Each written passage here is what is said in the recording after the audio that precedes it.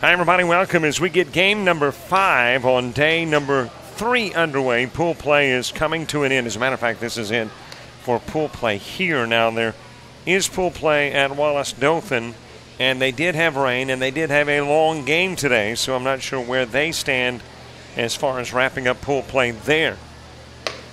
West Seminole taking on DeQuincy. Robert Williamson set to bring you the coverage. DeQuincy is the visiting squad. West Seminole, the home team. Noah Gary stepping in to start things off for DeQuincy. Rest of the lineup has Jason Champsey batting in the 2 spot. Hadley Coley is the 3-hitter. Drew Welch batting in the 4 spot. Hunter Parker bats 5th. Ben Stevens 6th. The 7-hitter is Landon Logue. Jake Ferris will hit 8th for DeQuincy, and Peyton Ford is the 9-hitter.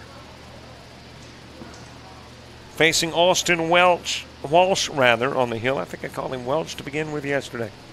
Well, I'm 2 for 2. Austin Walsh is on the mound and delivers outside and walks the leadoff guy. So Gary gets on with a walk to begin this one. Behind the plate, Aaron Makaravich. And first, Steve Presley. The second baseman is Cooper Carty. Shortstop, Maverick Stallings. And third belongs to Blake Keegan. In the outfield, Scott Murray's in left. The center fielder is Luke Nimothy, and T.J. McKaysey is in right.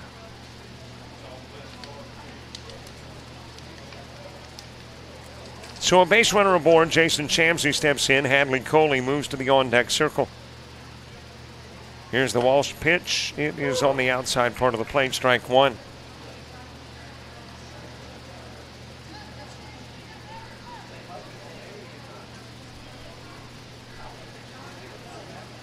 Nothing in 1 on Champsey as Cooley awaits his opportunity next, looking to bunt and pulling back, pitch out of the strike zone.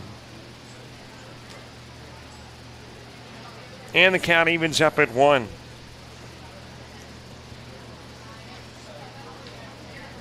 Scores from today here. And we've got a couple of scores from over there. That's a good-looking pickoff move by Walsh. And the runner is going to be tagged out. Noah Gary.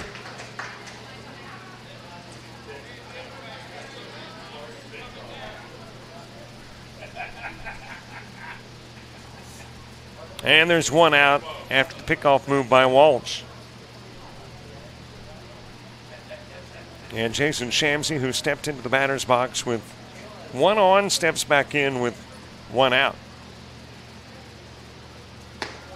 On the outside part of the plate, 1 and 2. Another warm afternoon here in Ozark. Temperature-wise, really not nearly as bad as it could be. It's the heat index. That combination of temperature and humidity. Well, and really the heat starting to climb too. The clouds that were anticipated just haven't developed. And there's nothing keeping things just a tad cooler. Strikeout. And down will go Champsey looking. Now batting, second baseman number 5, Hadley Cooley. 2 gone for Hadley Cooley. Drew Winch moves to the on-deck circle. It is 94, feels like 103. 47% humidity, winds out of the west-southwest at 10. 10-mile visibility, UV index at 5.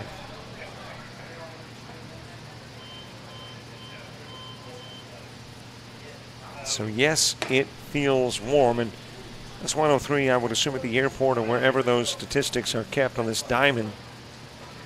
You're probably getting a feels like around 106, 107. Pitches outside, 2-1 to Cooley. 2 gone, nobody aboard. We're in the top part of the first. 2 teams out of Pool D. A pool that's got DeQuincy, West Seminole, Cana, and Enterprise. Enterprise is playing today against Cana. And they're playing over at Wallace Dothan. Outside with a pitch, and the count goes full at 3-2. 3 balls, 2 strikes. Coley awaiting the Walsh delivery. And over towards third, Keegan Fields fires a rocket over to first. And the 5-3 gets cooling. Pitch count 16. Nobody scores in the top part of the inning. Bottom part coming up. It was in 1957 when 23 members of the Alexandria, Louisiana Youth Baseball Association saw the need to change a long-held practice of 13-year-olds competing in a division with 14 and 15-year-old athletes. These nearly 24 baseball progressives envisioned a league in which teens could exhibit their talents on a field custom designed for their skill sets, with rules that would allow for a smoother transition to traditional baseball-sized playing fields. It was in that year that these baseball visionaries gave birth to Dixie Boys Baseball.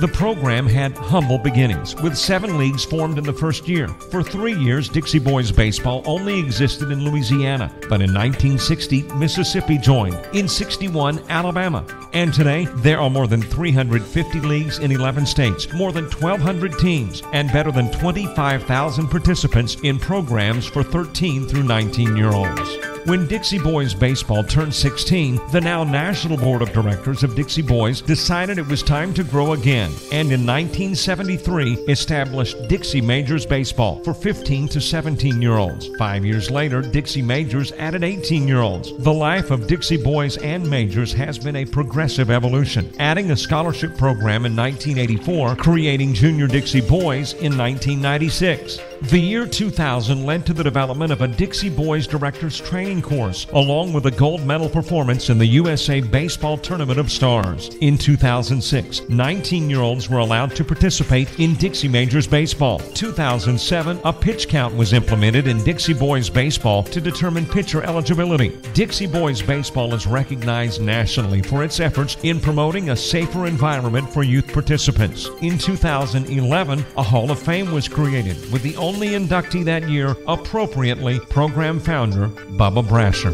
In 2013, the 15U division was created and played their inaugural World Series this year, with 20 teams participating. Yes, it is 2016, a monumental season for Dixie Boys, our 60th year in existence, and what a fitting place to celebrate. Central Louisiana, just... Well, I hate to cut off that commemorative video, which is a little bit long, trying to find a spot in which you can get about 3 minutes and 16 seconds in. Haven't been able to find it yet, but wanted you to see as much as possible about the 60-plus years now of Dixie baseball as we get into the bottom part of the first. Top part of the inning, nobody scores. Here we go to the bottom part. Blake Keegan leading things off for West Seminole. Aaron McAravich batting in the 2 spot. Maverick Stallings hits third. Fouled off by Keegan. Luke Nimothy is the 4-hitter. TJ McKaysey batting 5th. Steve Presley is the 6-hitter. Austin Walsh bats 7th. Scott Murray the 8-hitter, and Cooper Carty is the 9 guy for West Seminole. DeQuincy putting Jake Ferris on the hill. Nearly gets a piece of Keegan, 3-1. Noah Gary behind the plate at first under Parker. Second baseman is Hadley Cooley, the shortstop Jason Shamsey. Drew Winch is at third, and the walk is issued to Keegan. So West Seminole will get a base runner. Compliments of the walk from Ferris to Keegan. Aaron McAravich next. Quincy outfield, Peyton Ford in left. Landon Logue is the center fielder, and in right, Ben Stevens. Throw over to first, and that's going to get away from Parker, and it's going to be more than one bag for Keegan. He's on his way to third, and he will get there easily.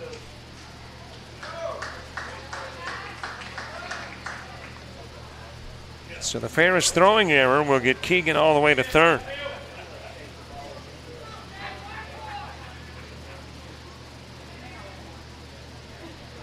And West Seminole with a base runner 90 feet away for Aaron McAravich.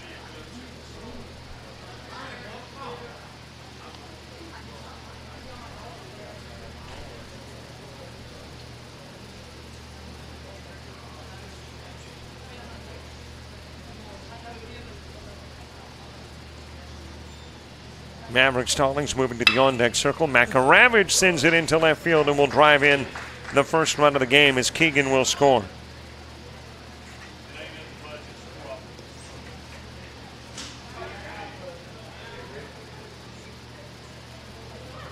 And a courtesy runner coming in for Makaravich. Maverick Stallings stepping into the batter's box, doing a little excavating. Making sure it's just like he wants it. Chase Valentine is the base runner for Makaravich over at first.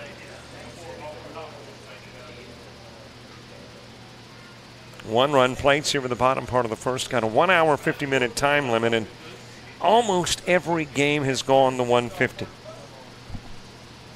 I don't think we've had a game in at the 140 mark. It's been 150, 155, or 2 hours. So if that fact remains true, then you're looking at a wrap-up of this one around 6 o'clock.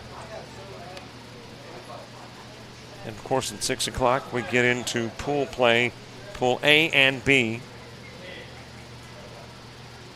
Wiregrass and Monroe.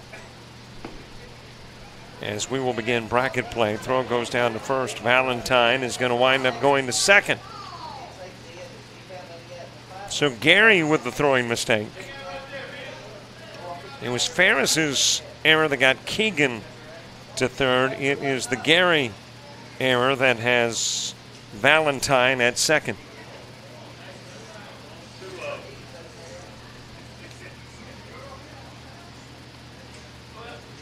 Stallings over to third, grabbed by Winch to first, gets the out there, staying put at second is Valentine as Stallings wraps into the 5-3.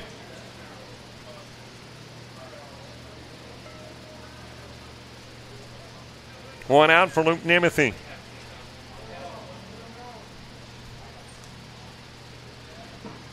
TJ McKaysey moving to the on-deck circle. Now batting the center fielder, number 7, Luke Nimothy.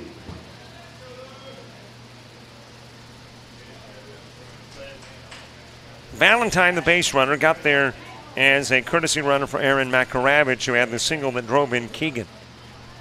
And the one run on the board here in the first as a result of that single by Makaravich.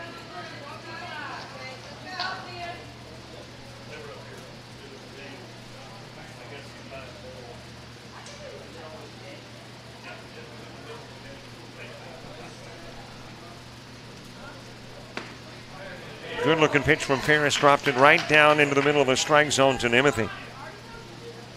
Count evens up at 1, a ball, a strike. 5th game of a 6-game day. 6 on Thursday, 6 on Friday. 6 today, 3 tomorrow.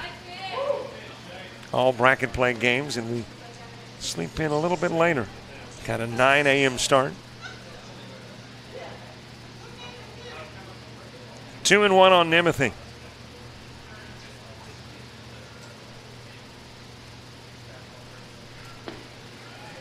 Just missing down low.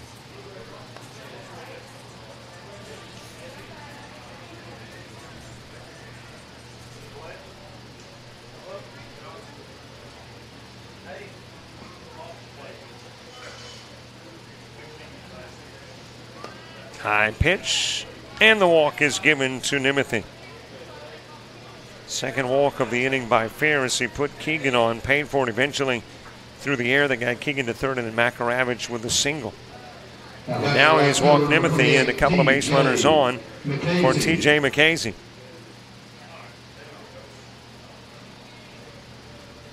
And it looks like a visit going to be paid to Ferris. And Ferris looks like he may anticipate already exiting.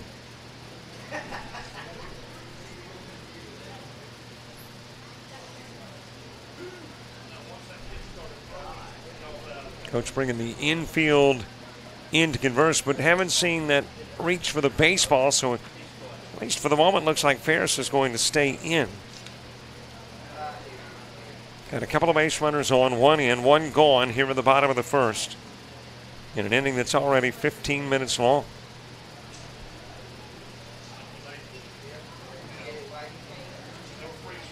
So it is beginning to look like this one, too, will make the full 1 hour and 50 minutes.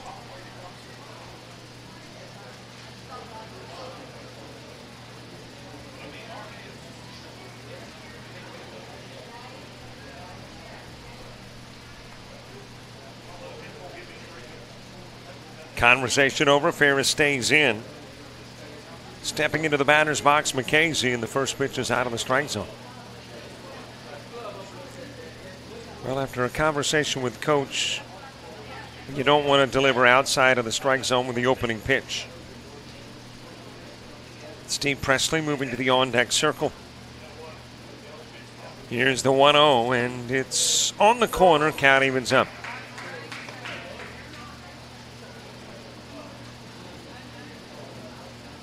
A ball is striking out. Nimothy at first. Valentine at second. Keegan has scored. It's a 1-zip game. Outside with the pitch. Well, you've got to believe the leash is short now on Ferris after the visit from Coach. And he might tolerate one more walk, but not many more. Base hit into left field. Getting to it quickly is Ford, and the runners are full. I think the bases are full, and they're full of runners. Now batting, first baseman number 55, Steve Presley. So TJ McKaysey delivering with a base hit that loads it up. Valentine to third, Nimothy is at second, McKaysey at first.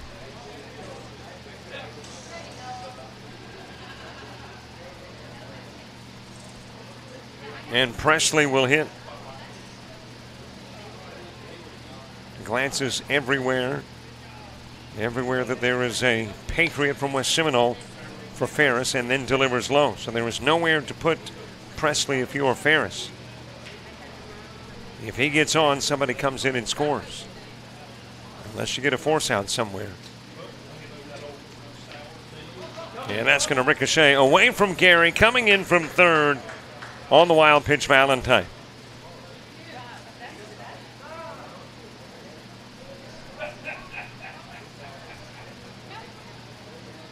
Nimothy goes up 90 more, so does McKaysey, and here comes Coach. Second visit, that means it's over for Ferris, and a new pitcher is coming in when we come back.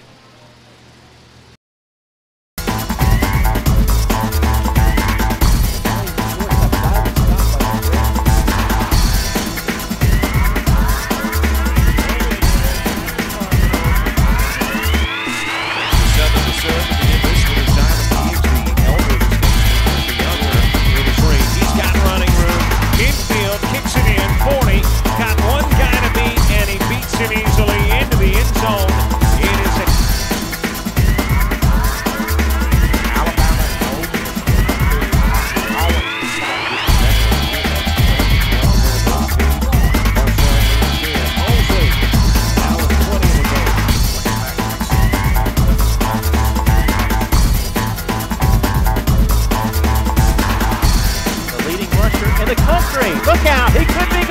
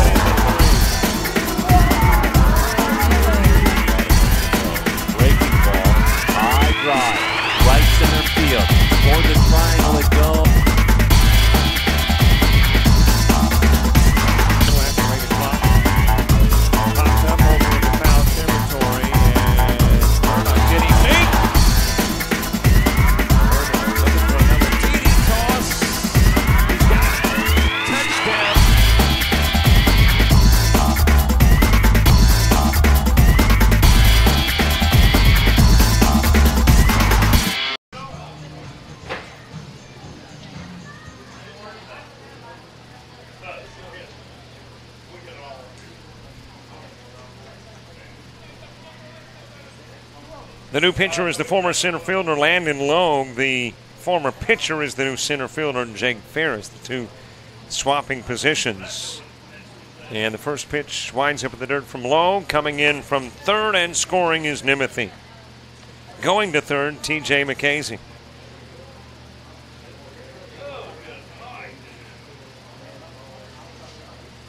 And West Seminole taking a 3-zip lead here in the bottom of the first. Jake Ferris works a third of an inning, faces 5, walks 2. No strikeouts, gives up a couple of hits. He's given up 3 runs thus far, and there is a runner at third, McKaysey. So the possibility of 4 given up in his 1/3 of inning of work. Popped up Presley in right field, base hit coming in. That is McKaysey. And Presley with the RBI. So the book's now closed on Ferris. Third of an inning, 5 face, 2 hits, 4 runs, 2 walks, no strikeouts. And West Seminole with a 4-zip lead here in the bottom of the first. Austin Walsh next. Scott Murray moves to the on-deck circle.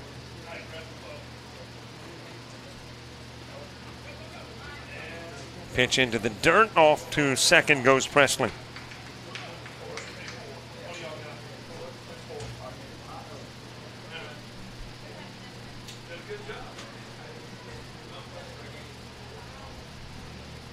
Austin Walsh batting for the left side, taking on Logue, and then rolls it slowly foul over towards first. Well, kudos to the folks here in Ozark, Alabama. I come here usually once or twice a year, maybe a little more often, covering events, the ACCC, World Series, maybe some state tournaments, and always a good crowd on hand. Very supportive of their baseball.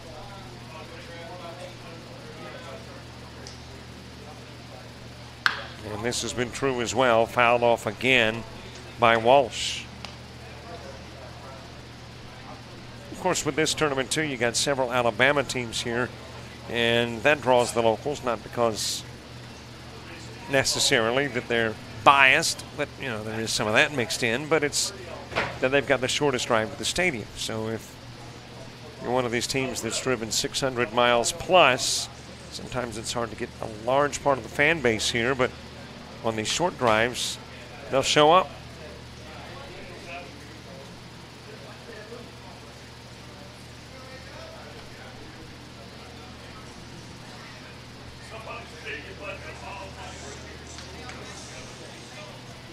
One ball, couple of strikes on Walsh. When you get to the top of the second, it's Winch, Parker, and Stevens, the 4, 5, and 6 hitters coming to the plate on the outside part of the plate, and Walsh will be struck out. 2 gone, and Scott Murray next. Now batting, left fielder, number 9, Scott Murray. Cooper Carney moves to the on-deck circle. Logue's pitch got the corner. And it is 0-1 on Murray. Keegan, Makaravich, Nimothy, and McKaysey all coming in to score for West Seminole.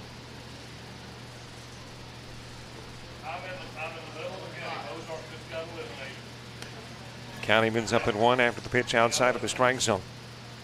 A little bit of a breeze blowing, about 10 miles an hour according to the iPhone weather app, maybe making things a little more pleasant for the fans.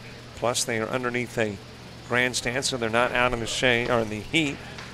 Well, they're in the heat, not in the sun. 0-2 on Murray, and they're underneath electric fans.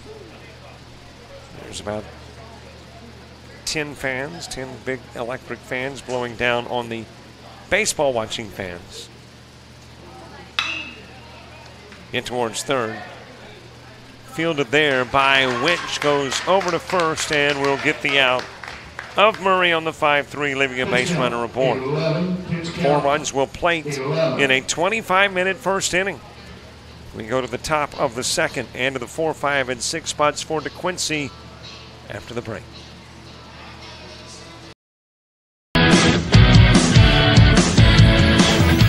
frustrated. She's having trouble with her defensive player. Look at this sweet pass behind the back for 2 on the assist. And that one is hit on a rope to center field. Watch that one. And it is, oh, what a great diving catch by the center field. And in that game, it was basically a running back by committee. I mean, you had a lot of guys carrying the football. Is that the protocol for the upcoming season for the backfield of Jackson State? It's a really nice pitch to get the ground ball double play. Second one. 6-5 is your final. East Georgia advances to the championship game.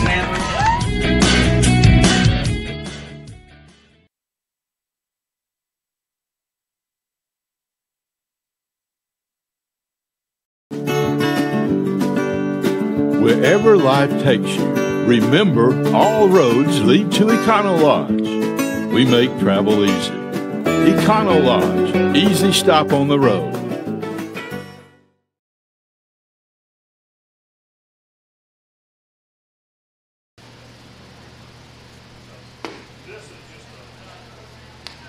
Top of the second, Drew Winch leading things off. Hunter Parker and Ben Stevens due up in the inning, too. Here's the Walsh 1-0 offering. It drops into the zone and evens the count up at 1. West Seminole getting 4 runs in the bottom of the first. Blake Keegan, Aaron McAravich's runner Valentine, Nemeth and McKaysey. And there is a base hit into center field to lead off the DeQuincy second. 25-minute inning number 1. So again, we are on pace to have a 1 hour, 50-minute game. Drew Parker coming to the plate with Winch on. Ben Stevens to the on-deck circle, looking to bunt and get the runner over. Instead, Parker commits but can't connect.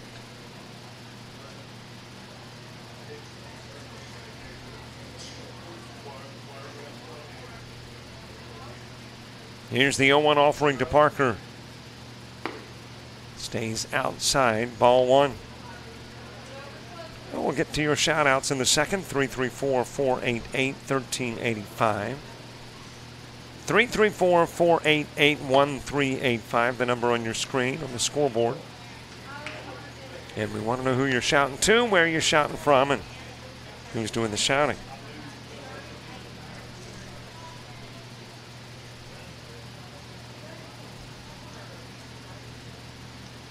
Two on offering to Parker. Low and outside, 3-1.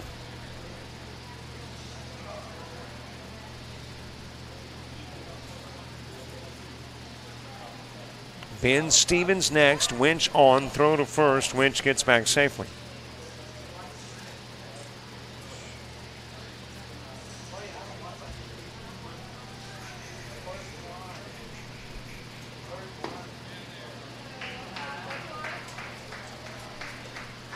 And now the walk issued to Parker, and a couple of base runners are on. Winch with a single, now in second. Parker with a walk, now in first. Nobody out. Now batting, the right fielder, number 36. That is the second walk issued by Walsh. He walked the first guy he faced, Noah Gehring.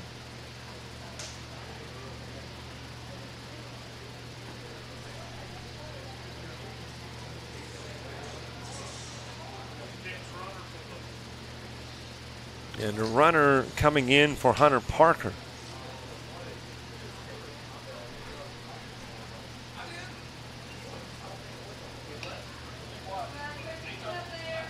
Ben Stevens stepping into the batter's box, and let's see who the gentleman is over at first running. They do have numbers on the front of the jerseys in this particular case, but it's very difficult to see. Blends in with the red. Thought I saw one digit, and I think that is 4, so that's going to be Dalton Davis, I believe. Pinch runner at first, number 4, Dalton Davis. Pitch coming in low. Dalton Davis is the pinch runner for Hunter Parker. Ben Stevens with a 1-0 count. Couple of base runners on, nobody's out. We're in the second. We'll see if we can get an update on scores from Wallace Dothan as that one is into the strike zone. Had a couple of scores earlier. Looks like the last score I got was 113 this afternoon. So I'm thinking that the game that came next, the Calhoun, I make that the Greenbrier North Charleston game, likely is over.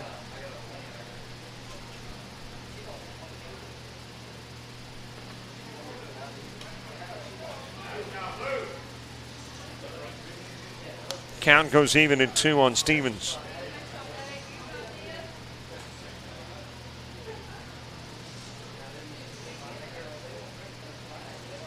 Well, whoever put the 1 hour, 50-minute time limit into the mix where these games are concerned, kudos. These games have been long, and if it wasn't in place, hit down towards third, and that's going to be foul. I think it hit the bag and then bounced into foul territory.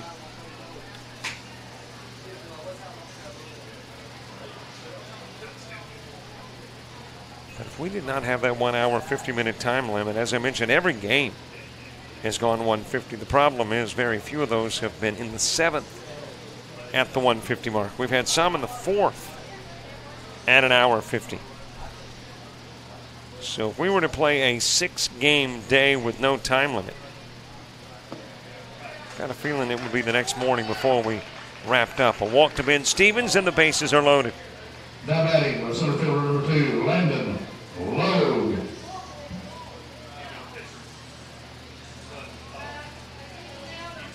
Landon Logue, the former center fielder turned pitcher, coming to the plate.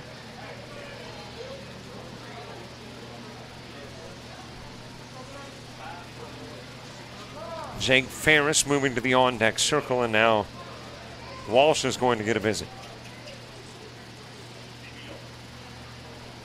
And let's see if Walsh goes or stays. Bases are loaded. Nobody's out. There's been 1 single and there's been 2 walks by Walsh, contributing to the 3 on here in the top part of the second.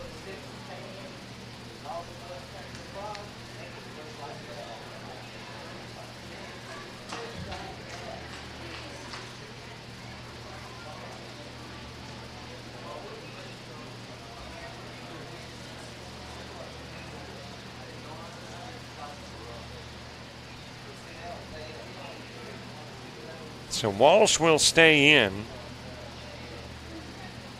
But if you were DeQuincy at this point, you're liking the fact and the odds that you'll get something out of the top part of the second.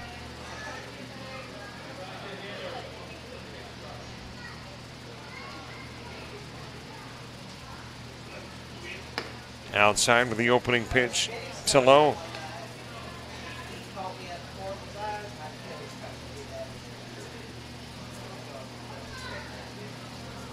Here's the 1-0 pitch. Got the corner and the count evens at 1. Well, if you're Walsh, a little pressure put on him. You got a 4-run lead.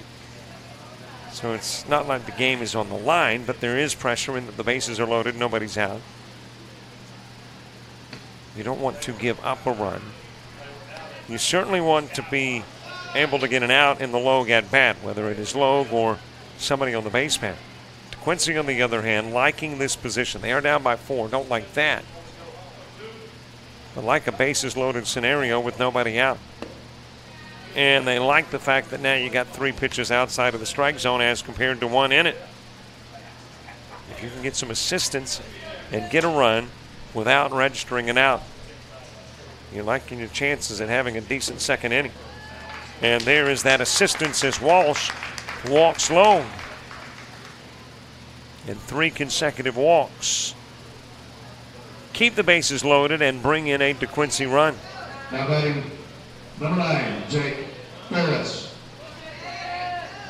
Jake Ferris, the former pitcher turned center fielder, stepping into the batter's box with the bases loaded.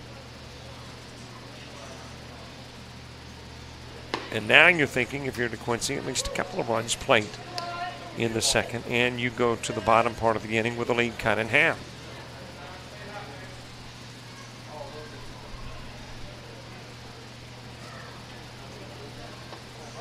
Throw goes down to first, and Makaravich throws it away. There's another run coming in as Parker will score from third.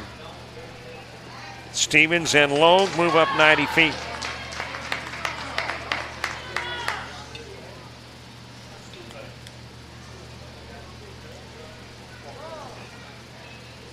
And it's a 4-2 game with still nobody out and 2 aboard. And first base open, which removes most force outs, with the exception being first.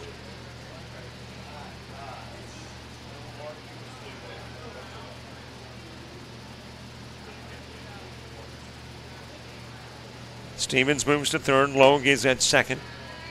Ferris taking another pitch outside of the strike zone, and Walsh is probably a walk away from another visit. And a second visit in the inning means an exit from the mound. That's outside, and there's the walk issued to Ferris. And the base is loaded again, and here comes Coach Stallings. And that's going to be it for the starting pitcher, Austin Walsh. New guy coming in. We'll find out who he is in 2 minutes.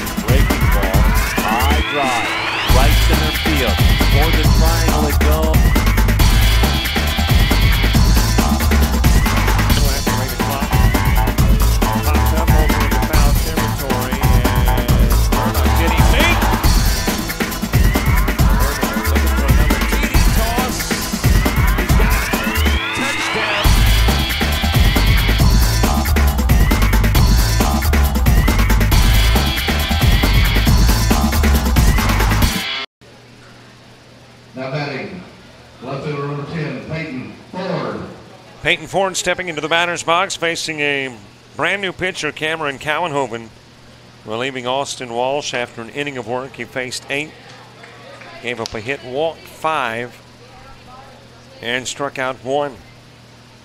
Leaves with the bases loaded in a 4-2 game. And there is a shot that is foul towards left field.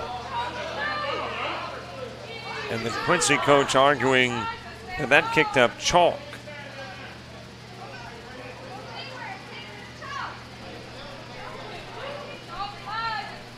Base is loaded. What a big hit that would have been. And the DeQuincy coach is not particularly pleased and expressed such.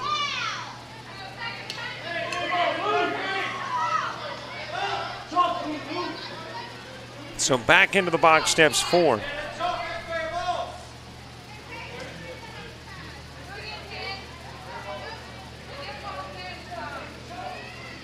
Noah Gary moving to the on-deck circle.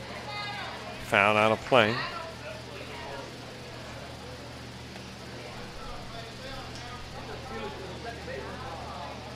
Nothing in 2. Here's the 0-2 offering. On the outside part of the plate, and Ford struck out, and that's not going to make Coach any happier over at third. So Cowenhoven comes in and strikes out Ford for out number 1. And we go back to the top of the order. Base is still full.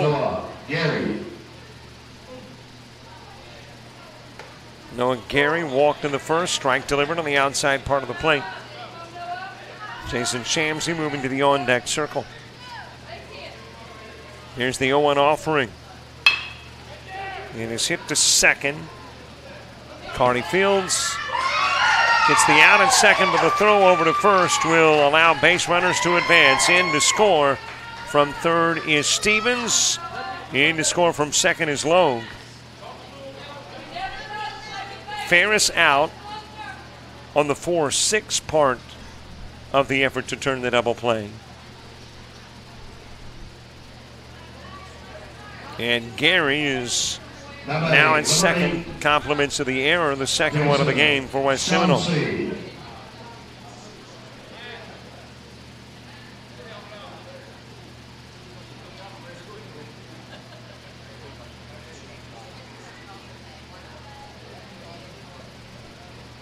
And a runner coming in for Gary.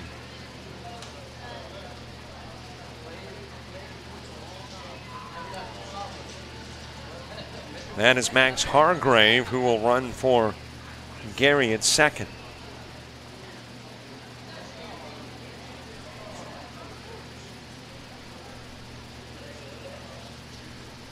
And Cowenhoven steps back up onto the bump. Well, we've got the finishing touches on the Austin Walsh tenure on the hill. He will officially allow 4 runs. So an inning, 8 faced, 1 hit. 4 runs allowed, 5 walks and a strikeout. Shamsey back up the middle on the 1-3 for out number 3, but DeQuincy's tied this one at 4 as we head to the bottom of the second.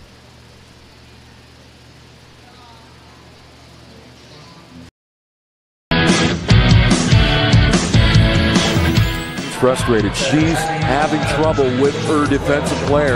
Look at this sweet pass behind the back for 2 on the assist. And that one is hit on a rope to center field. Watch that one. And it is, oh, what a great diving catch by the center field. And in that game, it was basically a running back by committee. I mean, you had a lot of guys carrying the football. Is that the protocol for the upcoming season for the backfield of Jackson State? It's a really nice pitch to get the ground ball double play. Second one. 6-5 is your final. East Georgia advances to the championship game.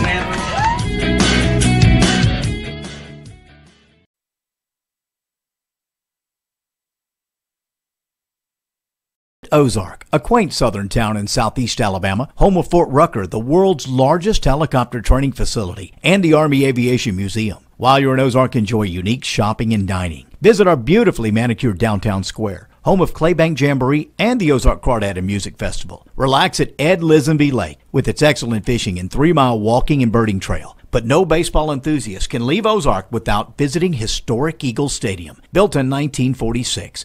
Come enjoy Ozark.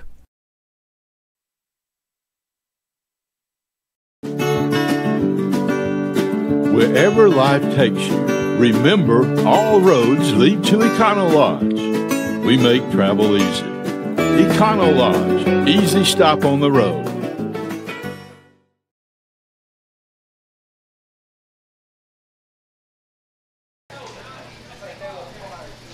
Bottom of the second, bottom of the order. Cooper Carney starting things off for West Seminole. Blake Keegan, Aaron McAravage due up in the inning, too.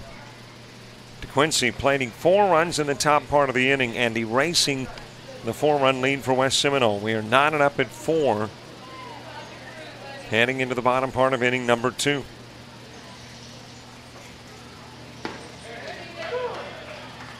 Count evens up at 1. Logue in replacement of Ferris, who started the game for DeQuincy. As a matter of fact, both starting pitchers go in the second. Walsh for Cowenhoven and Ferris for Logue. 2-1 on Carney. Top of the order awaits. That is Keegan on deck.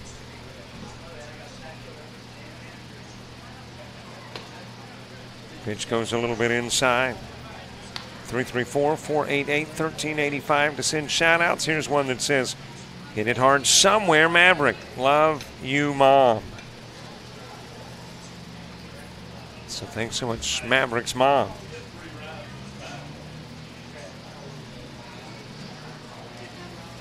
3-1 offering. Carney awaits. Hit foul and the count runs full.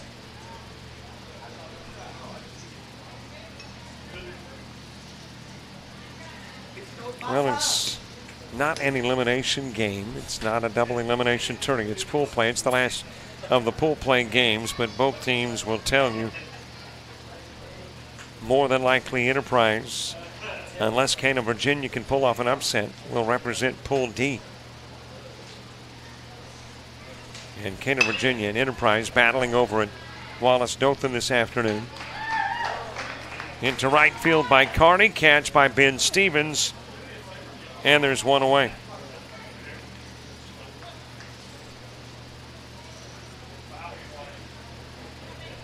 We go back to the top of the order. Blake Keegan is next. He has walked, advanced on an error, and scored a run. Well, both teams getting all of their runs in one inning.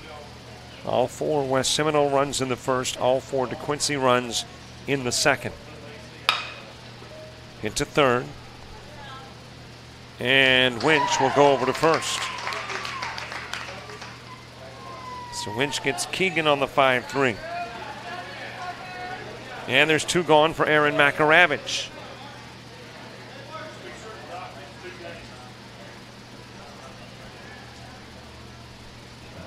Now batting, number 30, Aaron McAravage.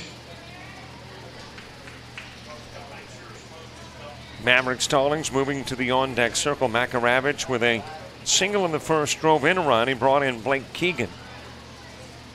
And his runner, his courtesy runner Valentine, eventually came in and scored as well. Out of the strike zone with the opening pitch.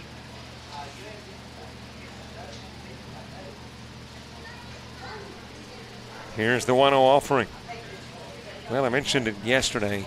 I remember McAravage from Pitch Machine. Now, I've got to admit, I see so many athletes over the course of a year.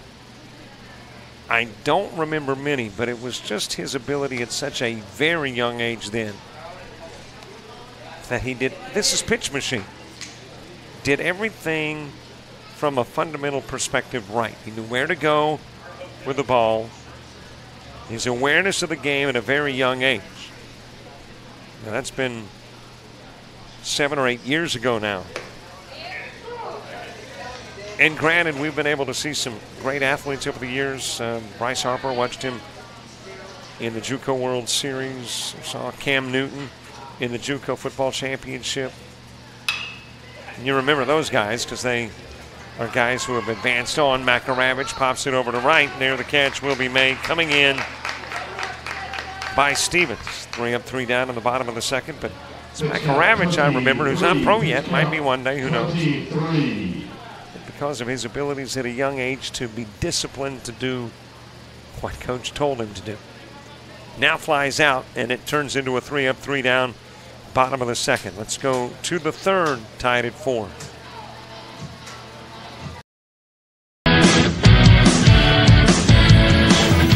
Frustrated. She's having trouble with her defensive player.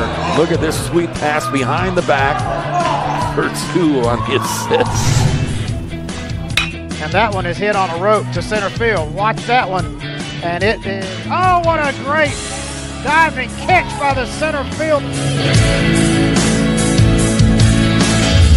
And in that game, it was basically a running back by committee. I mean, you had a lot of guys carrying the football. Is that the protocol for the upcoming season for the backfield of Jackson State? It's a really nice pitch to get the ground ball double play. Second one. 6-5 is your final. East Georgia advances to the championship game.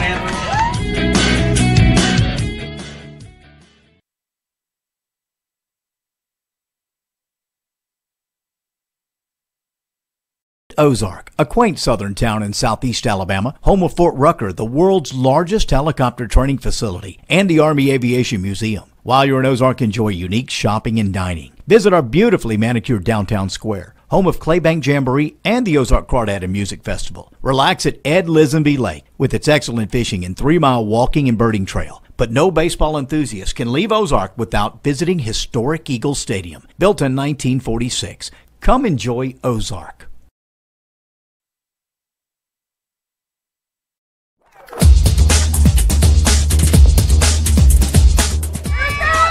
Just about all white, Jones County. Diving catch at shortstop. Gross.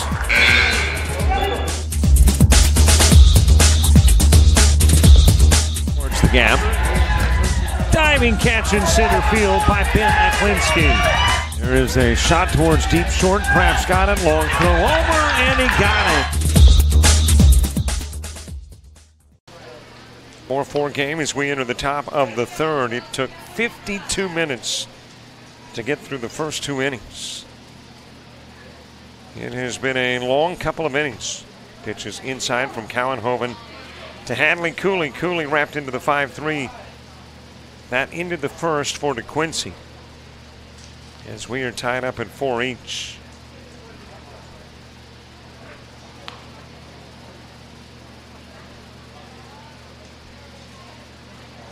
A ball, a strike, leadoff hitter here in the third.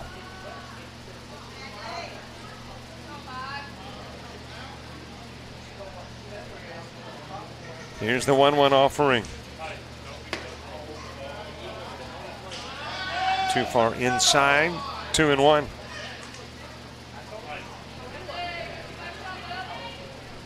Top part of inning number 3. We are less than an hour away now from the max allowed for the game. So the official end time would be around 6, which, if we get it done around 6, means, as that one is foul tipped, 2-2. Means the last game of the day should begin in the neighborhood of 6:20, 6:30. I think last night's 6 o'clock game started at 6:36. Popped up on the infield over at third, asking for it is Keegan. He will make the catch. And Cooley is out number 1.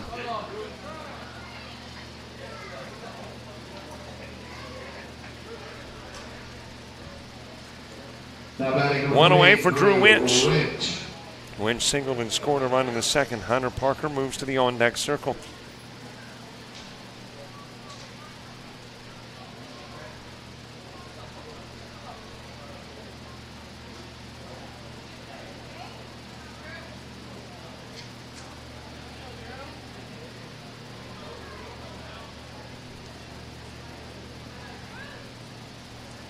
Winch had a single, scored a run, and then 4 runs second. Winch, Parker, Stevens, Logue all came in and scored.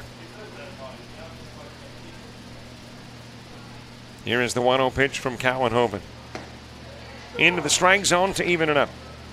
1 gone, nobody aboard. We are in the third.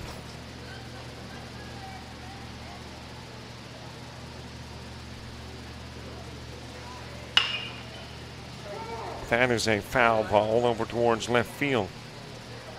Hunter Parker moving to the on-deck circle.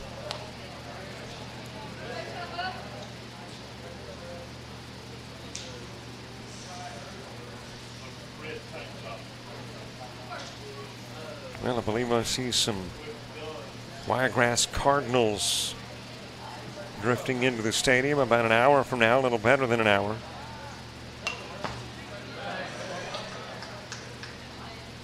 Wiregrass and Monroe, Louisiana in the first game in bracket play will meet.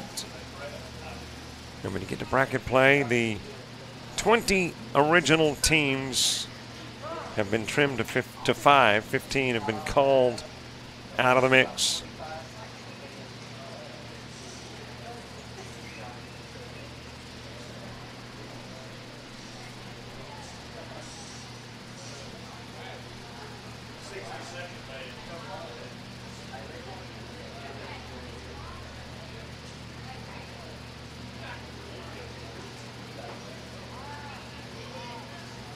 Here is the 1-2 offering. Hit to third. Keegan backs up on it. Fields plants and fires. And we'll get Winch on the 5-3 put-up.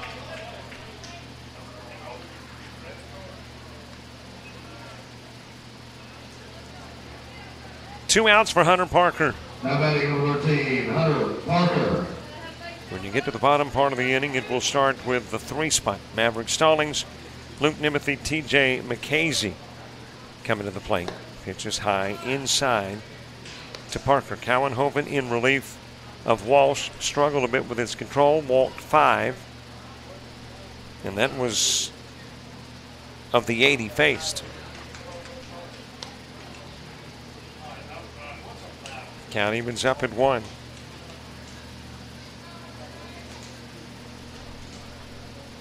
A ball, a strike, 2 gone, nobody on. On the corner, 1-2 on Hunter Parker. Ben Stevens moving to the on-deck circle.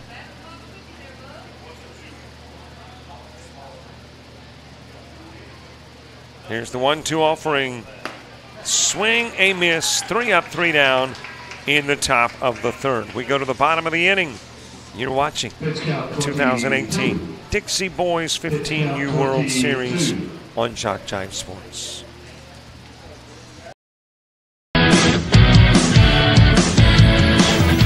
Frustrated. She's having trouble with her defensive player. Look at this sweet pass behind the back for 2 on the assist. And that one is hit on a rope to center field. Watch that one. And it is, oh, what a great diving catch by the center field. And in that game, it was basically a running back by committee. I mean, you had a lot of guys carrying the football. Is that the protocol for the upcoming season for the backfield of Jackson State? It's a really nice pitch to get the ground ball double play. Second one.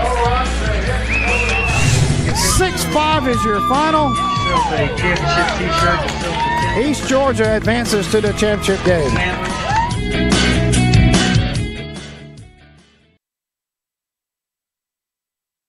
Ozark, a quaint southern town in southeast Alabama, home of Fort Rucker, the world's largest helicopter training facility, and the Army Aviation Museum. While you're in Ozark, enjoy unique shopping and dining. Visit our beautifully manicured downtown square, home of Claybank Jamboree and the Ozark Crawdad and Music Festival. Relax at Ed Lisenby Lake with its excellent fishing and 3-mile walking and birding trail. But no baseball enthusiast can leave Ozark without visiting historic Eagle Stadium, built in 1946. Come enjoy Ozark.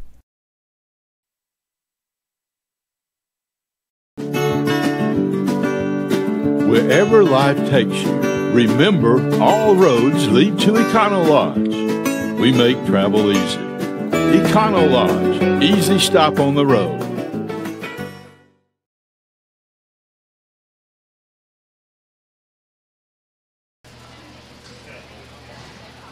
Bottom of the third, Maverick Stallings leading things off. First pitch from Logue out of the strike zone. Tied at 4 for first inning. West Seminole runs for second inning. DeQuincy runs, and here we are in the bottom of the third, still knotted up at 4. Into the dirt with the pitch, and the count goes 2-0.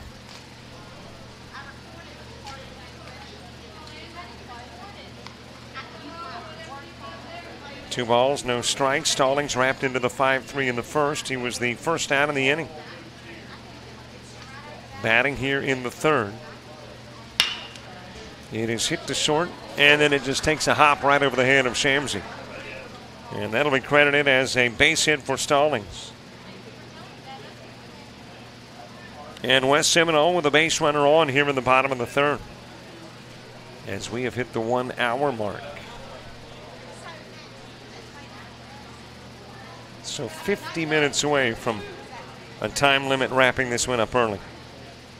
Now batting number 7, Luke Nimothy. Luke Nimothy walked and scored a run in the first, batting here in the third. First pitch, rockets it over to Winch, and Winch will turn the double play. Nimothy lines out to Winch, and Winch, just like a pro, fields and fires and gets Stallings off the bag at first. Now batting number 28, T.J. McKaysey. 2 gone for T.J. McKaysey.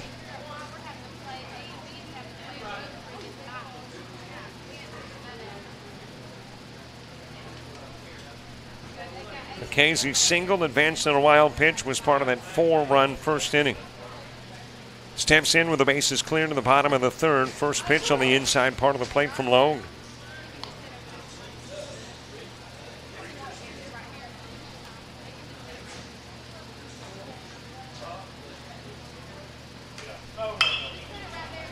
Popped up in center field. Ferris reaches up, makes the catch. And despite the base hit, it becomes a 3-up, 3-down, bottom of the third. We are headed to the fourth. And we're still all knotted up at 4 each. In Morristown, at the Best Western Plus Morristown Conference Center Hotel. When checking in, be sure to show your Best Western Rewards card and earn points. And make yourself at home in their spacious lobby, plenty of seating room, and a large screen TV await. Enjoy complimentary hot breakfast served from 6 to 10 each day, where you can make your own waffle in the breakfast room. For your comfort, you'll find kitchenettes, suites, king and queen size beds, a dining table, a work desk, and a chair, and LCD televisions in their rooms. They also have accommodations for conferences, banquets, and meetings. The Oakwood Room can accommodate up to 160 guests. The Cherokee Room is perfect for a business retreat and can accommodate up to 80 guests. Audio-visual equipment and catering are available to make your event special. Just give them a call to check rates and book one of their meeting or banquet rooms today. The Best Western Plus Morristown Conference Center Hotel.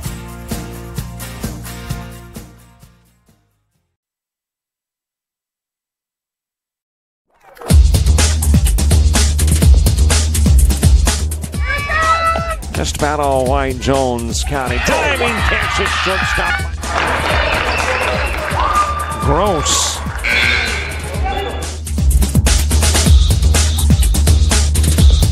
Towards the gap. Diving catch in center field by Ben DeQuincy. There is a shot towards deep short. Kraft's got it. Long throw over, and he got it.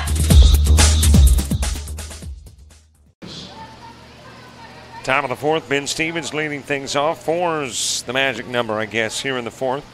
Fourth inning, 4-4. Ben Stevens starting things off. Landon Logue and Jake Ferris due up in the inning, too. With Seminole getting a base runner, a leadoff single from Stallings, but Stallings picked off immediately. The next pitch as Nimothy lined out to third, and Winch fires over to first and gets Stallings, and then McKaysey with the fly out to center field. So the first 2 innings took 50 minutes to complete. We're looking at the next 2 maybe taking, about half that. Strike delivered, 3-1. Ben Stevens facing Cowenhoven for the first time. Inside pitch, and Cowenhoven will issue the walk. That is the 6th walk issued by West Seminole pitching. About number 2, Landon Logue. And Stevens on for Landon Logue.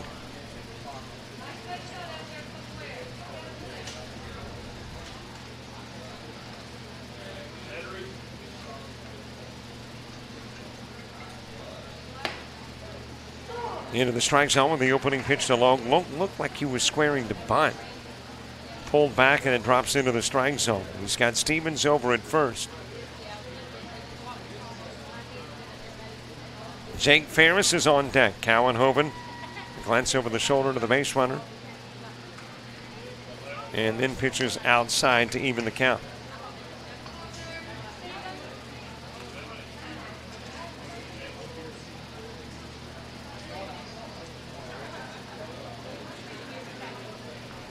Snap throw over Cowan-Hoban. And he's going to throw it into the dirt and beyond his first baseman.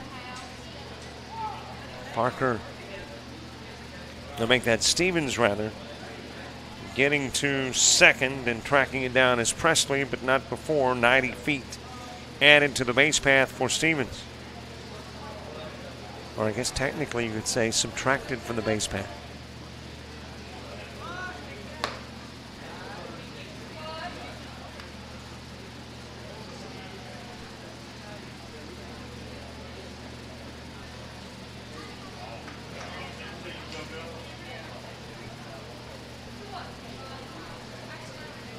Two balls, one strike. Stepping back into the box alone. Got a base runner in scoring position. That is Stevens. Here's the Cowan-Hoban pitch. Bunted right down the first base line. That is a good-looking bunt. Will it get the out? No. Makaravich trying to get it to first in time to get Logue and try to get it out of the play, but instead safe at first is Logue, and Stevens will go to third. So runners are on the corners. And DeQuincy is poised to take their first lead of the game here in the top part of the fourth.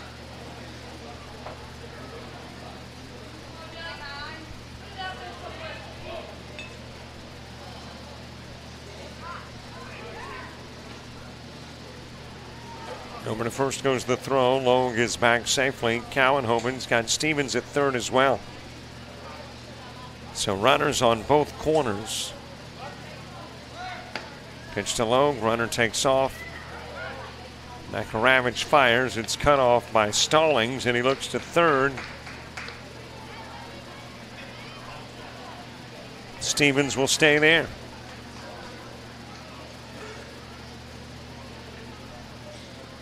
And apparently a little shaken up on the slide is Logue.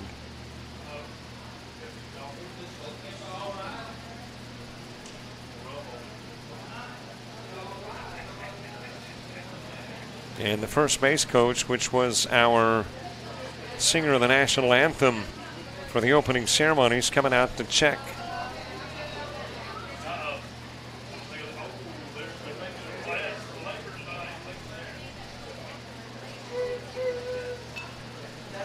Logue apparently okay.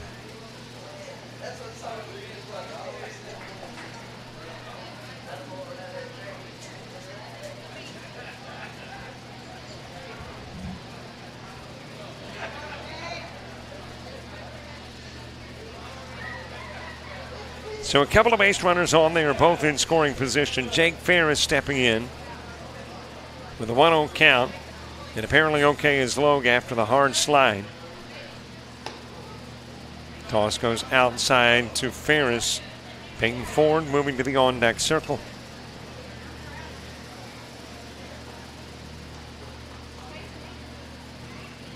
Two-0 pitch. Hit to center field and hit right to center fielder Luke Nimothy. Didn't have to move much, but the lead belongs to DeQuincy on the sac fly that brings in Stevens.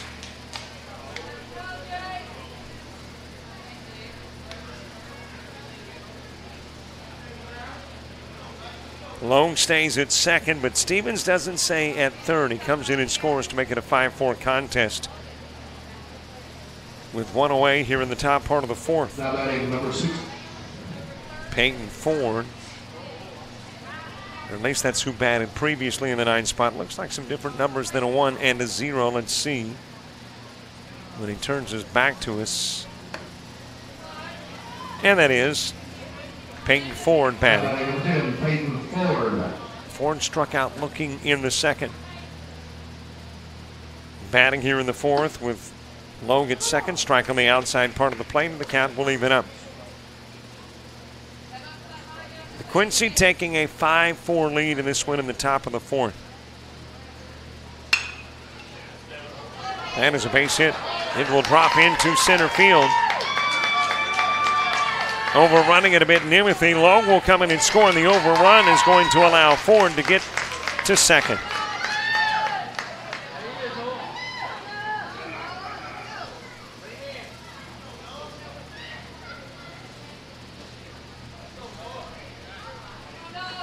And DeQuincy adds to the lead. Now batting number 12. Didn't have a lead until the top part of the fourth and have a 2-run lead now with a base runner in scoring position and still 1 out. Noah Gary coming to the plate.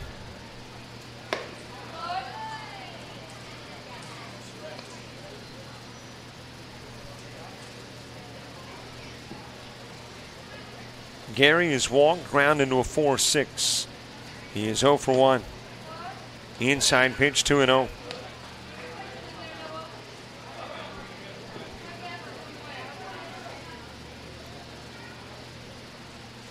Two balls, no strikes. Cowanhoven's toss got the outside part, 2-1.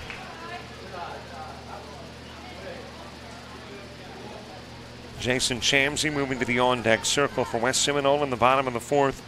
It starts with the 6th spot. Steve Presley, Austin Walsh, Scott Murray due up in the inning, 2. A strike delivered to even the count at 2.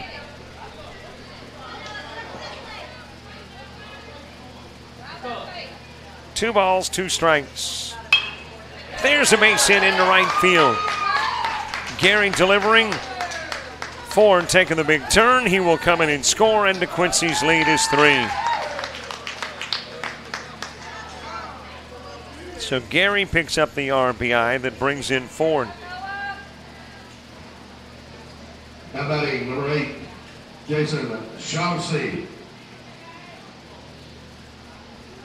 And DeQuincy has scored 7 unanswered runs. Hargrave.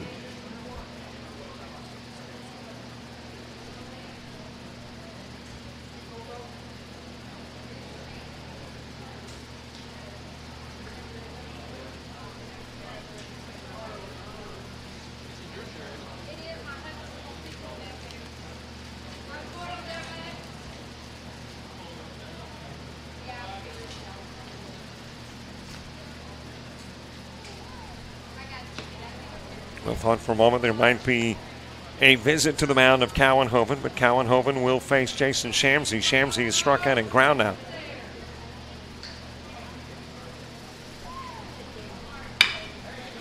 Hit to Stallings at short.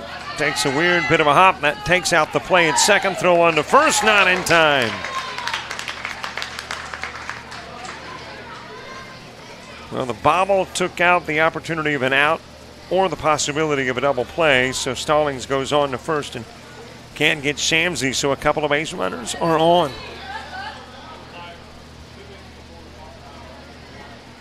Now batting number 5, Hadley Cooley.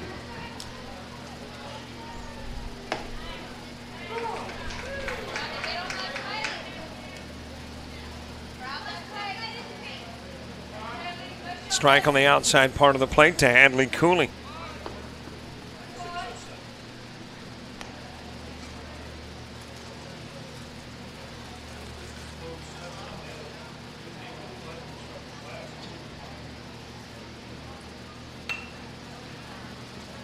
Bunt and foul.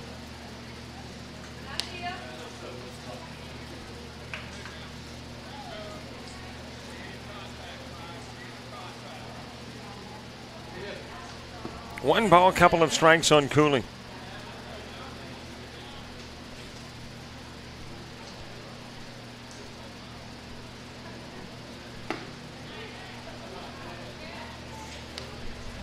Count evens up to each. Couple of base runners on, still just 1 out. Top part of inning number 4. Shade beginning to drift across Eagle Stadium. That one's got some movement on it, and it is going to drop and get beyond center fielder Luke Nimothy. In to score, Gary. Shamsey to third, and now standing on second is Cooley. So a Cooley double accounts for another run. Shamsey goes to third. Cooley is at second. And Drew Winch coming to the plate, but apparently won't face Cowanhoven. 8 unanswered runs and still just an out. And that's going to do it for Cowanhoven. A new pitcher when we return.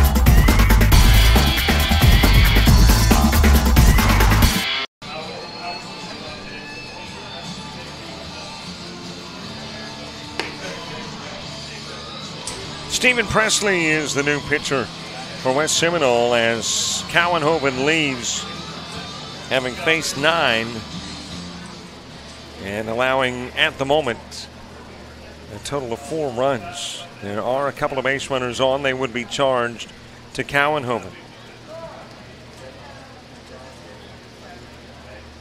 Now batting, number 28, Drew Winch. And looking at our time, and that is going to be a factor in this one unless the mercy rule is triggered. We are currently almost at the 120 mark, which would make us 30 minutes away from the max. So you're looking at a 5:52 in time. We are now at 1 minute and I think that 1 hour and 19 minutes in. So 1 hour, 19 minutes in, 31 minutes away from the time limit. It is 5:26 and now 5:27. So you're looking at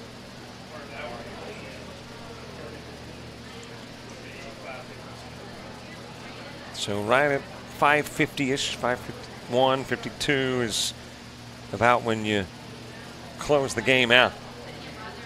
Now again, we don't just stop playing. I mean, there are some variables to consider. Opening pitch from Presley. Outside of the strike zone. Let's see who's over at first. Cowanhoven came off the hill. I don't think that's Cowanhoven, though, over at first. When he turns his back, we'll get an idea as to who the gentleman is playing first. And it is Cowanhoven.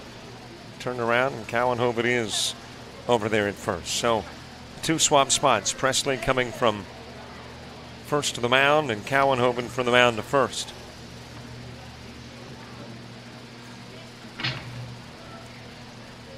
Drew Winch with a couple of pitches outside of the strike zone. That one finds it.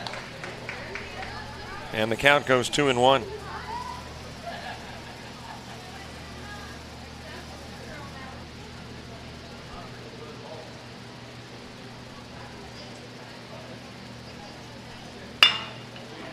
And over towards second. Backhanded there by Carney. Goes over to first. Gets the out on the 4-3.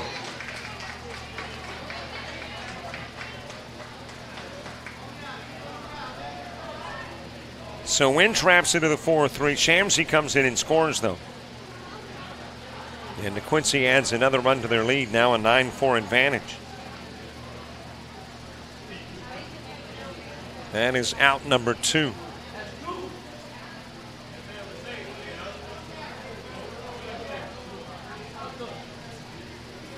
And Hunter Parker coming to the plate.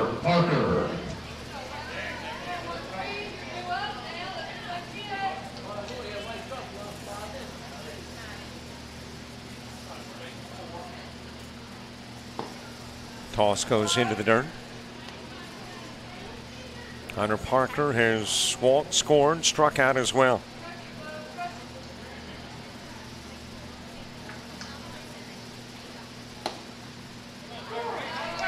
Two gone in the inning. Cattleman's up at 1.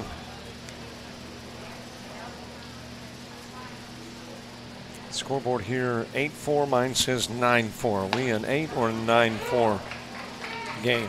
Looking with the official scorekeeper as the count goes 1-2. I've got 5 runs plating in the inning. Stevens, Logue, Ford, Gary, and Shamsi, and the official scorekeeper's got 5 too. So it is a 9-4 ball game.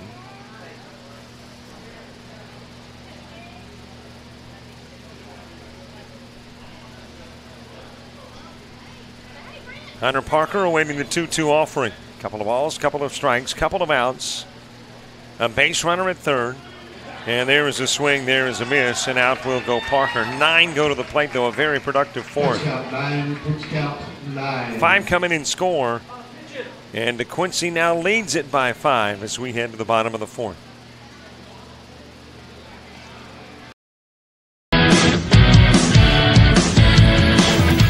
Frustrated. She's having trouble with her defensive player.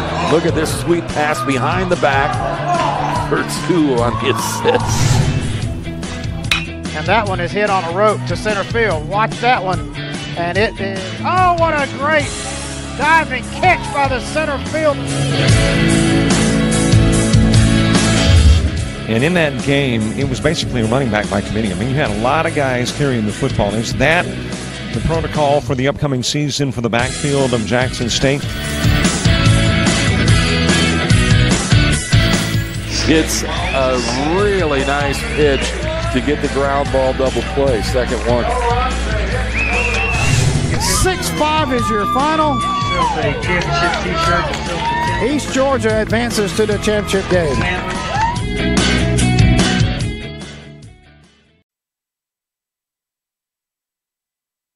Ozark, a quaint southern town in southeast Alabama, home of Fort Rucker, the world's largest helicopter training facility, and the Army Aviation Museum. While you're in Ozark, enjoy unique shopping and dining. Visit our beautifully manicured downtown square, home of Claybank Jamboree and the Ozark Crawdad and Music Festival. Relax at Ed Lisenby Lake with its excellent fishing and 3-mile walking and birding trail. But no baseball enthusiast can leave Ozark without visiting historic Eagle Stadium, built in 1946. Come enjoy Ozark.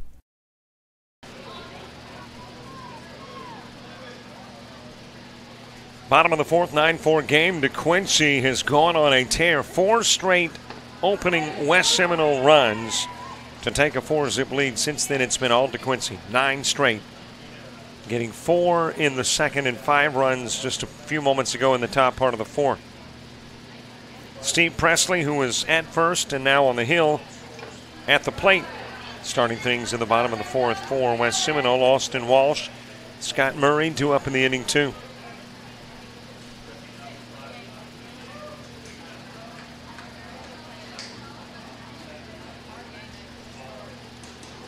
Here's the 0-2. Presley pops it up right side on the run. That is Stevens, and Stevens able to catch up with it and register the out.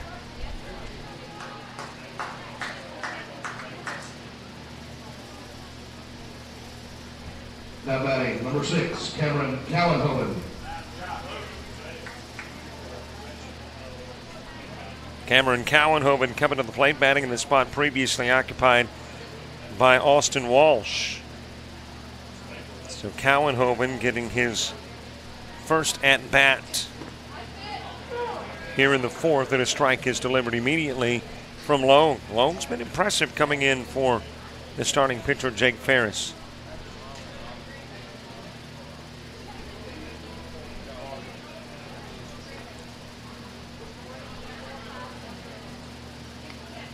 Outside with the pitch, and the count evens 1 each. The ball is striking out. Scott Murray moving to the on-deck circle. West Seminole trying to find that rhythm they had in the first. Fouled off of Cowanhoven. Got the inseam. And Smarts.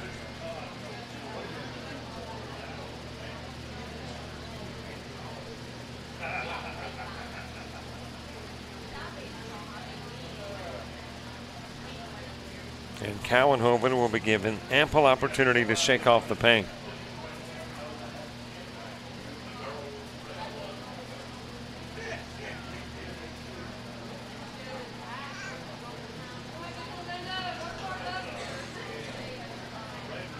One ball, 2 strikes. Cowanhoven back into the box. Takes a pitch on the outside part of the plate and will strike out.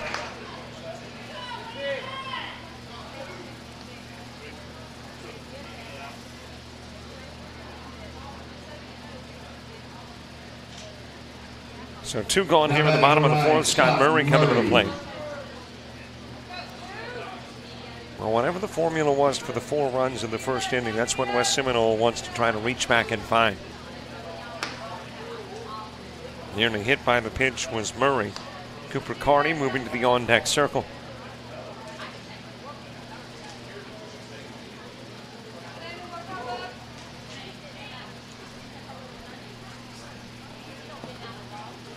Into the dirt outside. Fans beginning to gather, awaiting the nightcap. Wiregrass and Monroe. Bracket play begins after this one wraps up. Trying to get updates from Wallace Dothan. They're playing there as well. And got a little bit behind because of rain and long games. So we're assuming that they are still playing, but it's not going to interfere with the 6 o'clock game here. It's already set. We know that Monroe and we know that Wiregrass is in. So it's not like one of the pool play games there has a bearing on what can happen in the first bracket play game here. It is settled. And really, most of the pools are. In A, Wiregrass is the champ. In B, Monroe, Louisiana. In C, Charlotte County, Virginia. In E, Mississippi Elite. There is the walk issued to Scott Murray, and there's a base runner on with 2 gone.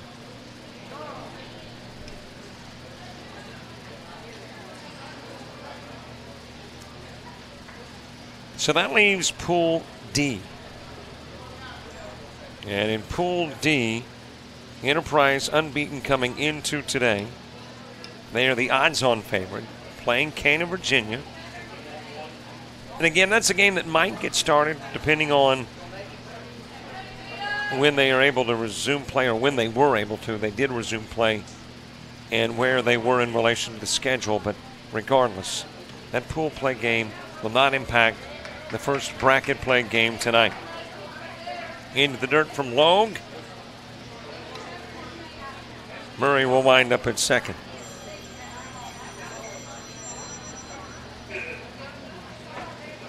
Cooper Carney, who popped out to right field, getting his second at-bat of the ball game here in the bottom part of the fourth.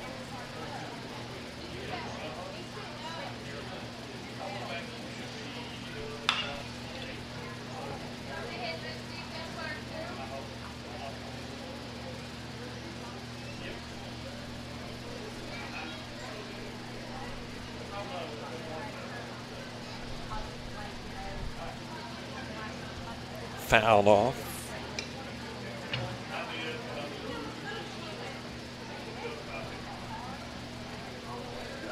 We are now 90 minutes in. So we are 20 minutes away from end time. So 20 minutes is 5:58.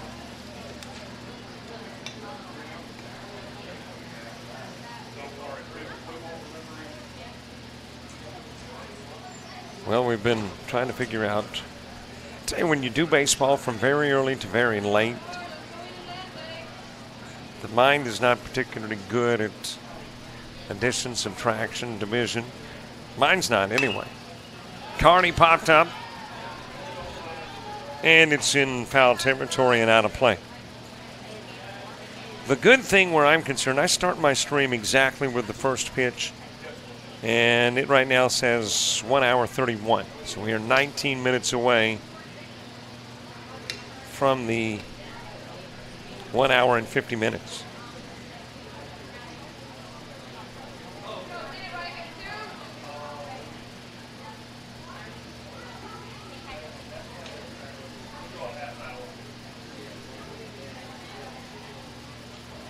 One-two offering Carney. And stealing third, that is Scott Murray. And Murray now 90 feet away from snapping this string of 9 straight DeQuincy runs scored.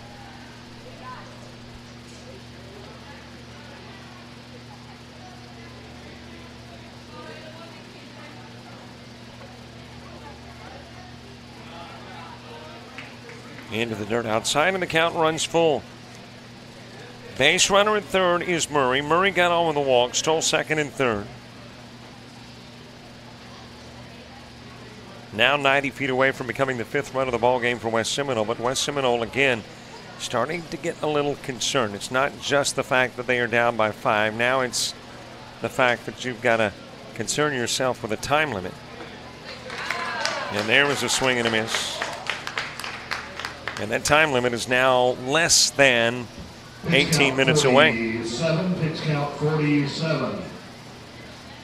So Carney strikes out. Murray stays on. Nobody scores in the 4th. And we are headed to the 5th. Still a 9-4 DeQuincy lead. In Moorestown, at the Best Western Plus Moorestown Conference Center Hotel. When checking in, be sure to show your Best Western Rewards card and earn points. And make yourself at home in their spacious lobby, plenty of seating room, and a large screen TV await. Enjoy complimentary hot breakfast served from 6 to 10 each day, where you can make your own waffle in the breakfast room.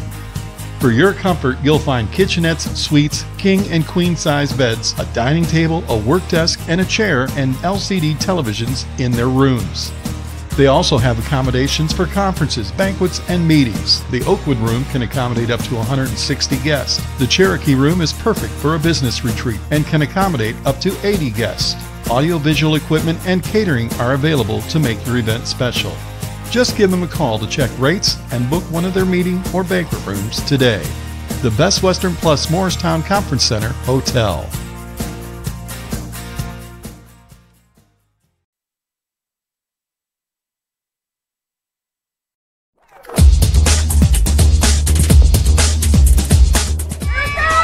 Just about all White Jones County. Diving catch at shortstop. Gross.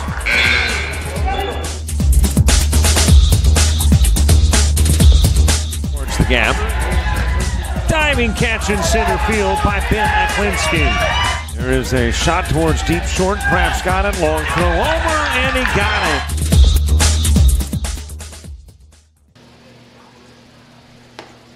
We head to the top of the 5th. We will start the 5th in the same spot that the 4th began, Ben Stevens. Well, we were talking about the time limit, and I noticed on the schedule that there's an asterisk behind the games that are limited. I don't see any asterisks around the pool play games, or the bracket play games. So that would lead one to believe the 1 hour, 50-minute time limit is not in effect in bracket play, but we will verify that only the pool play games have a 1 hour, 50-minute delay. We'll find out if that's true.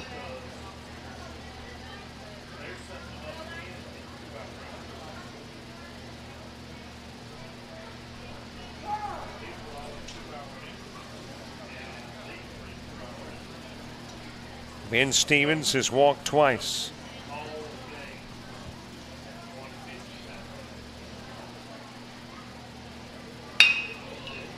Wrapped to short, fielded by Stallings, over to first, and Stevens is out one.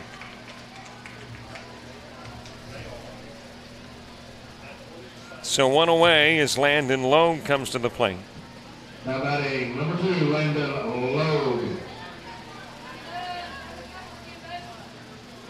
Well, I can assure you that we here in the box are hoping that the 1 hour, 50-minute time limit applies to bracket play too. These have been long games and really would have probably been 2+ for just about every one of them, maybe even close to 2.5 to 3 on some if the time limit wasn't in place. But we will verify whether it's in place for bracket play. 0-2 now on Landon Logue. Logue has done an impressive job on the hill. Came in release of Jake Ferris and has worked on the mound very effectively. He has walked, he has singled, he's scored a run, he's stolen a base. 1 ball, couple of strikes.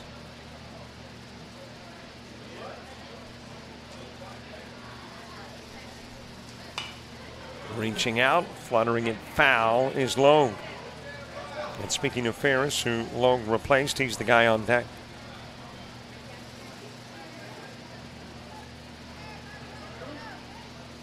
Steve Presley relieving Cowenhoven, second person out of the pen for West Seminole.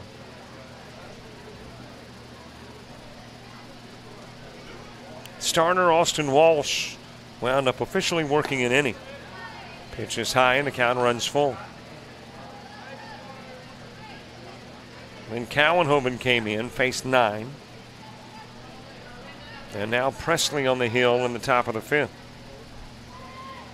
Payoff pitch, high, and the walk is issued to Logue.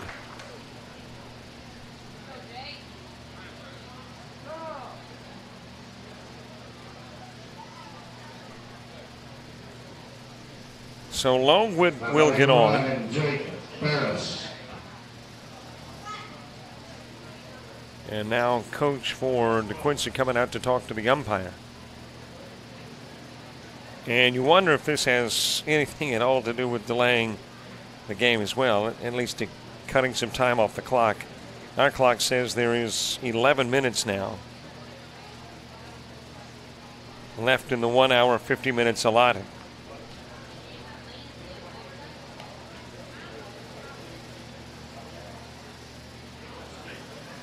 Now the conversation continuing. Clouds beginning to build a little bit down in the Dothan area.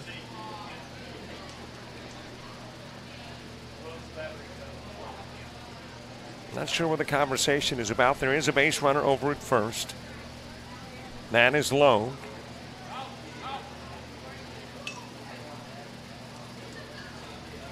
And maybe it is in regards to a substitution. And we are going to get that runner in. That is Max Hargrave, who will run at first for Logue.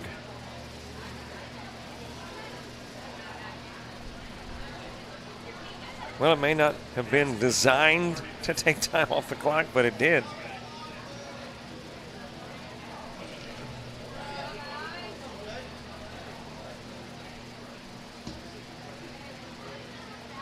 Jake Ferris has walked. He has sent a sac fly to center field. The base runner at first is now Hargrave. Pitch on the outside part of the plate to Ferris.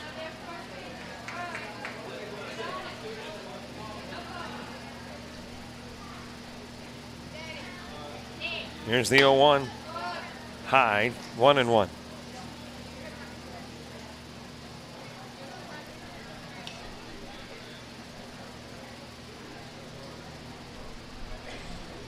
One ball, one strike, one out, one on. 5-run lead. Wrapped over towards second. Can they get the double play? No. Got the 4-6, but not the 3. And now you got interference. So it is the equivalent Pitch count 60. to a 4.63. So you got interference by Hargrave that gets the out at first. Well, if we're looking at time, 9 minutes away from 1 hour and 50 minutes. We go to the bottom of the fifth. 9-4 the advantage DeQuincy.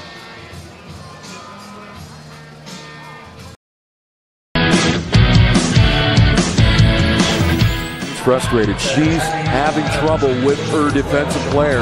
Look at this sweet pass behind the back for 2 on the assist. And that one is hit on a rope to center field. Watch that one. And it is, oh, what a great diving catch by the center field. And in that game, it was basically a running back by committee. I mean, you had a lot of guys carrying the football. Is that the protocol for the upcoming season for the backfield of Jackson State? It's a really nice pitch to get the ground ball double play. Second one. 6-5 is your final. East Georgia advances to the championship game.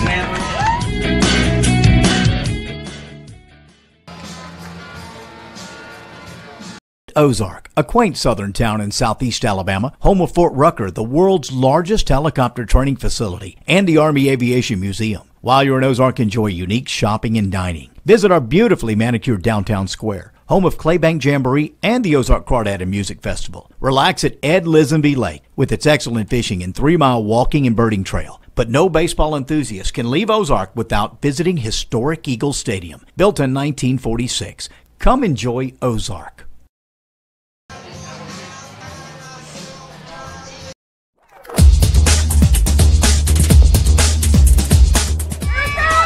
Just about all White Jones County. Diving catch at shortstop. Gross.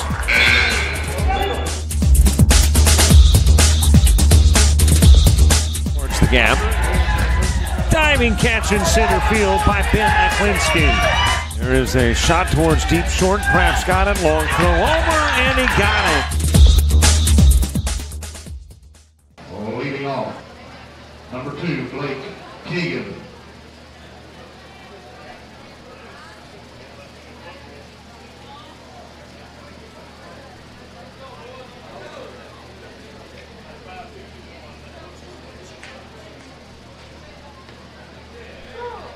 First pitch, Blake Keegan, bottom of the fifth. If you're looking at time, we're about 6.5 minutes away. 6.5 from an hour 50. So if it is a rapid bottom of the fifth, then we'll go to the sixth. If it is a not so rapid, about an 8-minute bottom of the fifth, we won't go to the sixth. Poked over towards shortstop. And Shamsi boots it.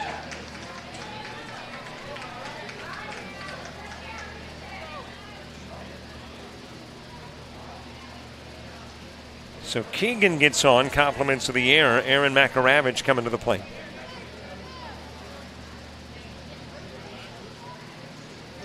Makaravich has singled, he's popped out. He's 1 for 2, has driven in a run, and Valentine running for Makaravich scored a run. Maverick Stallings moving to the on-deck circle. Pitches outside to Makaravich.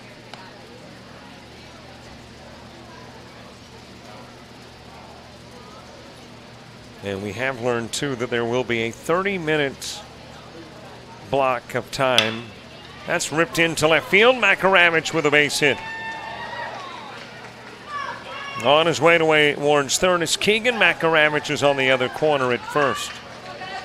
So a couple of base hits for Makaravich. And a couple of base runners on. Let's see if Valentine again comes in to run for Makaravich. Nope, looks like he's staying aboard. As Maverick Stallings comes to the plate. So an E6 puts Keegan on, and a base hit puts Makaravich on. Maverick Stallings coming to the plate.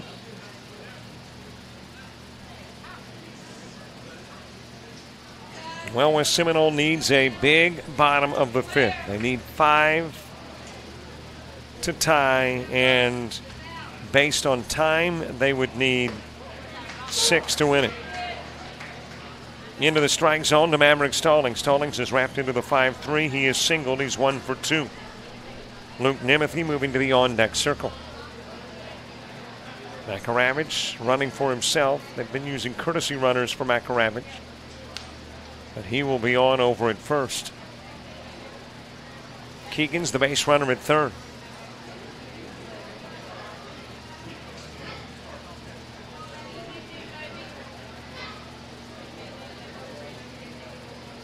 Here's the 1-1 pitch. That is smacked towards left field. That will get over a tumbling Peyton Ford and roll all the way to the warning track. Keegan will come in. Makaravich will come in. Throw to third. And safely in with a triple is Maverick Stallings.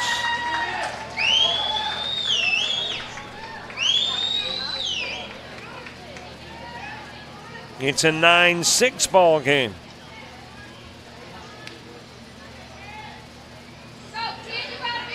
Now batting number 4, Chase Valentine. And Chase Valentine, who can run for Makaravich often, is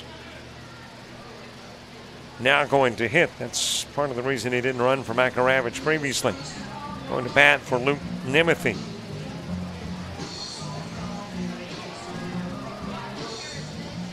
Well, what this meeting and these 2 runs plating and the 1 base runner aboard has done, it basically has assured time will expire here in the bottom of the 5th.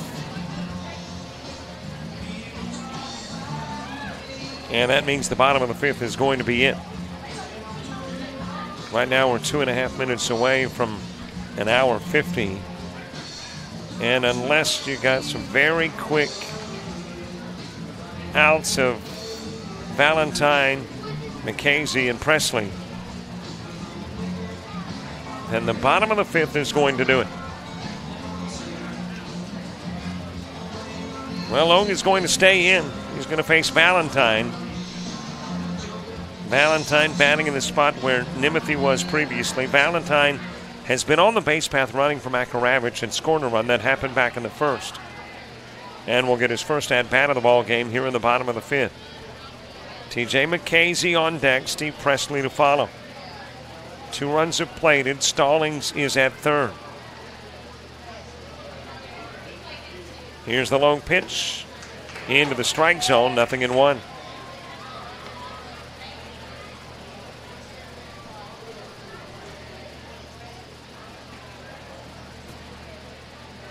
Valentine out of the box, now back in. Low and away, and the count evens.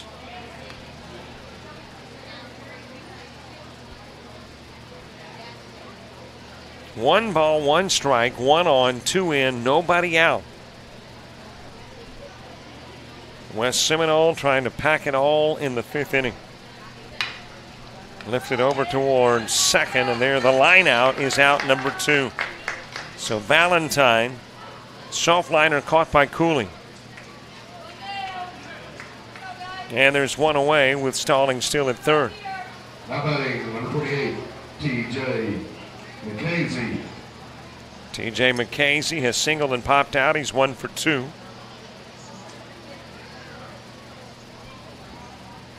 Steve Presley moving to the on-deck circle. On the outside part of the plate to McKaysey.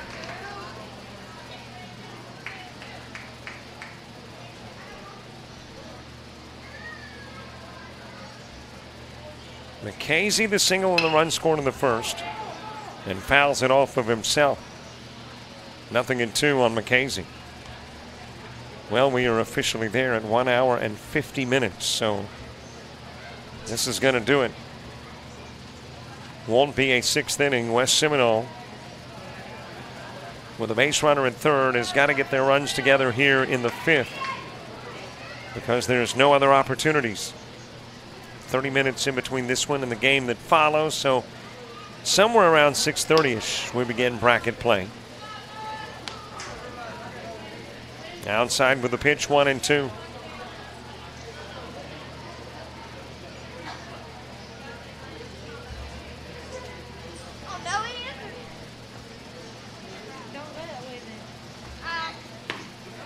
Swing, a miss, and Nikhazy is out number 2. Now batting number 55, Steve Presley. 2 gone. Steve Presley next. He is 1 for 2, has singled and popped out.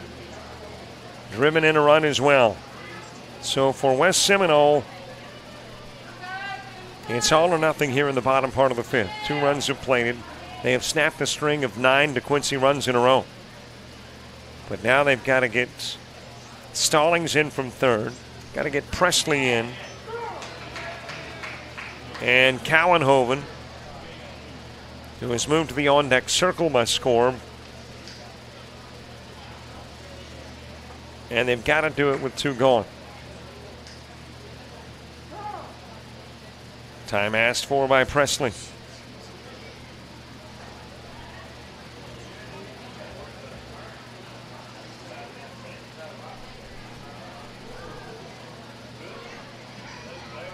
Here's the 0-1 from Logue. On the corner, 0-2.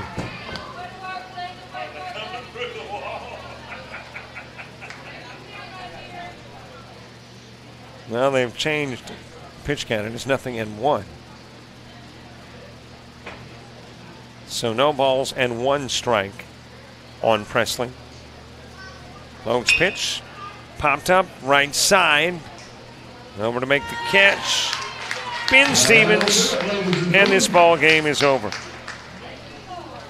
It took 1 hour, 50 minutes to complete, but it has gone final. It is a 9-6 win that belongs to DeQuincy. It ends pool play, bracket play begins a half hour from now. 15 teams will go home and 5 teams remain to compete. Follow us on Twitter, befriend us on Facebook, subscribe to our YouTube channel. You want a copy of the game? They're $5 each. You can email info@jockjive.com and we'll ship the download. You burn the DVDs. 9-6 final. DeQuincy wins it. Robert Williamson, so long for all of us here at JockJive Sports. I'd like to remind you